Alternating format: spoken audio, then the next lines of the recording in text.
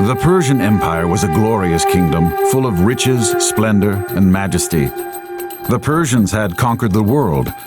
They invaded Israel and took many of God's people as exiles to Persia. So there were many Jews living there. The king of Persia was Ahasuerus, a mighty ruler.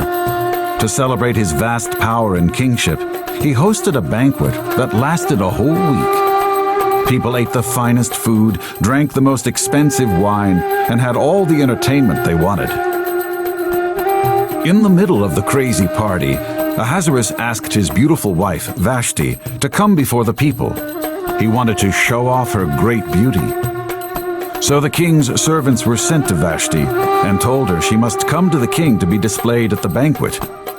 Queen Vashti did not want to be part of the drunken party and be disgraced like that, so she refused the king's order. This was unheard of. No one refused the king. When the king heard of this, he was furious. Who dare refuse the king?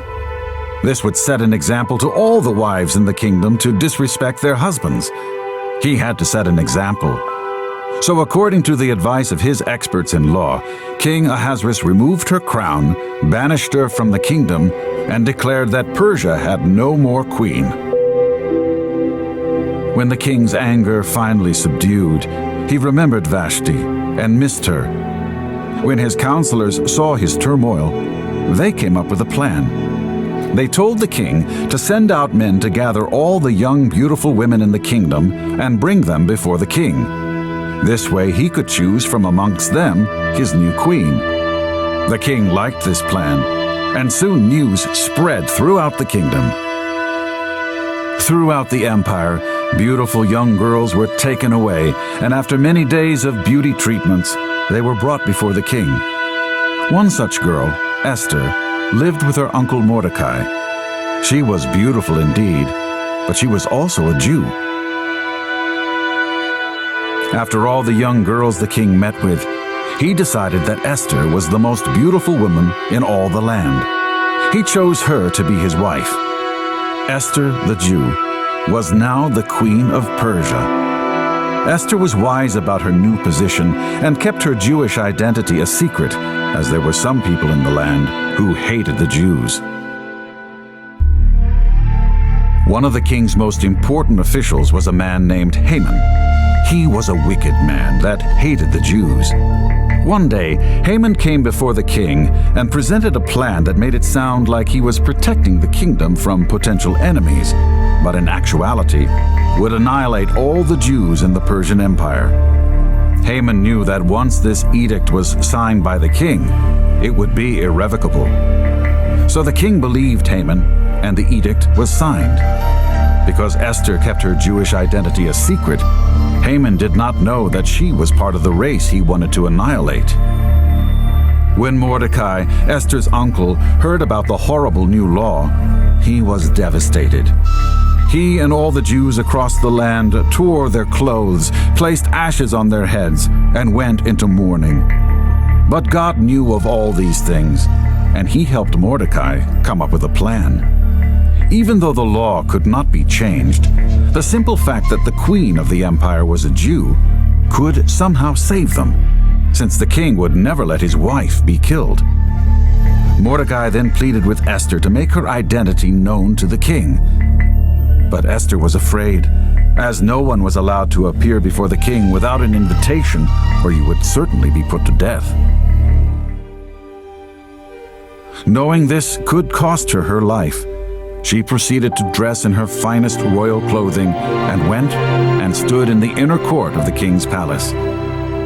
When the king saw Esther, she found favor in his eyes, and he held out his scepter to her. This was the signal that the king allowed Esther to approach his throne. "What is it, Queen Esther? What is your request? I'll give you anything, even half my kingdom," the king said. Esther's request was simple. She wanted to have a meal with Haman, the enemy of the Jews, and the king. She was going to find a way to tell the king about Haman's evil plot. Twice, Esther held a banquet for the king and Haman. And finally, on the second night, she revealed her Jewish identity to the king and explained to him the consequences of the terrible edict that would annihilate her and her people. When the king heard this, he was furious. He stormed out to the palace gardens. When he came back, he found Haman falling on the couch where Queen Esther was sitting, and in his rage thought that Haman was assaulting the queen. Immediately the king's guards grabbed Haman and took him away. Then one of the servants remembered the gallows that Haman built on which to hang Mordecai.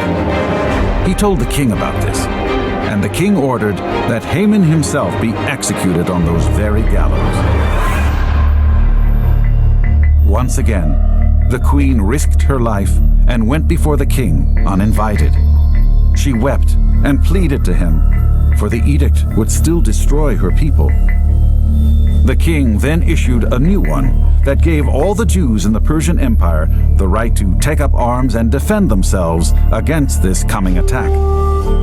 When that day finally came, the Jews rose up against their adversaries and took control of them. Even the palace officials and governors helped the Jews, and they were victorious. The Jewish people celebrated God's victory and instituted a festival that is yearly observed unto this very day. During the festival of Purim, the Jewish people recall God's provision and Esther's bravery.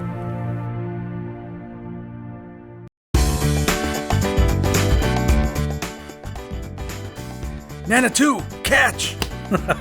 Over here! Ouch! Let's go! Touchdown! These Nana clones are getting on my nerves. I have to put a stop to them. Hey Zoe, we should kick the Nana clones out of the headquarters, right? Of course not. They haven't done anything wrong, have they?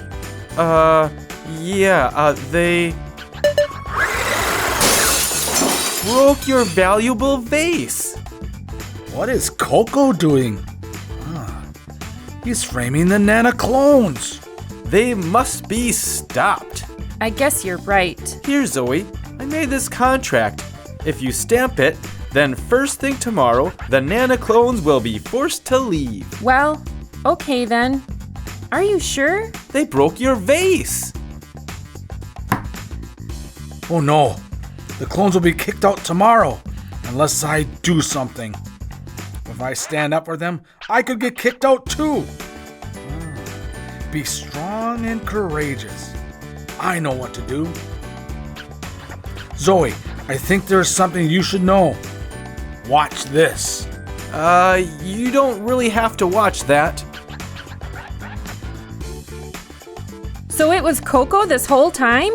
Yep, he framed the clones to get rid of them. Coco, why would you do this? I just don't like the way they are constantly bouncing off the walls and throwing stuff all over the place. I'm sorry. Well, how about you try to get to know them? Spend some time with them and see if you can enjoy them.